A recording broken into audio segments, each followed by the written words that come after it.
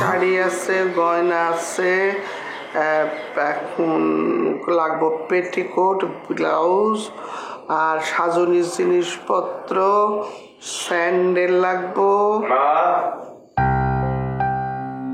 আয়, তোমার সঙ্গে আমার আলাপ আছে। আলাপ আছে, আলাপ হইব, ভালো কথা। তার আগে বল, মুখ এমন আন্দার করে রাখছিস কেন? ব্যাপার কি? কায়দাটা ভালোই ধরছো তুমি।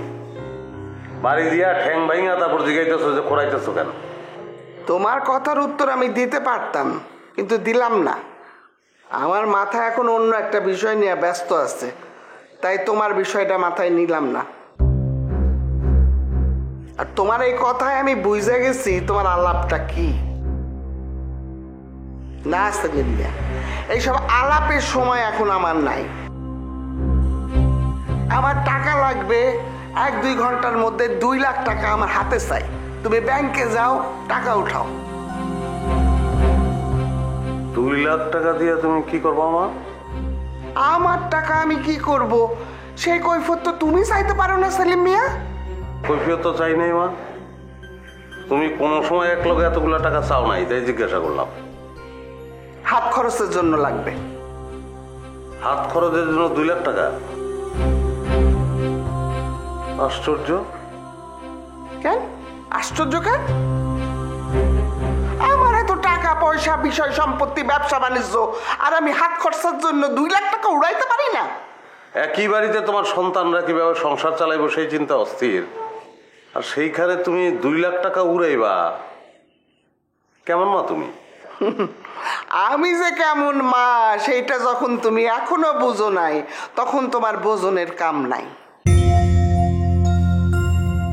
ছেলেমেয়েরা সংসারের চিন্তায় অস্থির, সেই জন্য তো আমি দায়ী না। তোমার বাপ তার আকাম্মা ছেলে মেয়ের জন্য কিছু রাখা যায় নাই কেন, সেটা তারে গিয়ে জিগাও। সামান্য ঠেলা আলার পোলা মাইয়া তাকে ফুটানি দেখলে পিত্তি চইলা যায়। তুমি কোন জায়গার কোন জমিদারের মাইয়া যে 2 লাখ টাকা নিয়ে ফুটান কি করতে চাও? এই টাকা কি তোমার বাপ রেখে গেছে? আমার বাপ আসছিল রাস্তার ফকির, সে 2 লাখ টাকা কেমনে রেখা যাইবে? তাহলে তো ফকিরের মায়ের ফুটাঙ্কি দেখে আমাকেও শরীর ধরতে পারে, তাই না? না, পারে না। কারণ এই ফকিরের মাইয়া ফুটানি করে নিজের রোজগারের টাকায়। রোজগারের অবাক হইলা সেলিম মিয়া? ভাবতেছ আমার মাথায় গন্ডগোল দেখা দিচ্ছে? না সেলিম মিয়া, মাথা আমার ঠিকই আছে।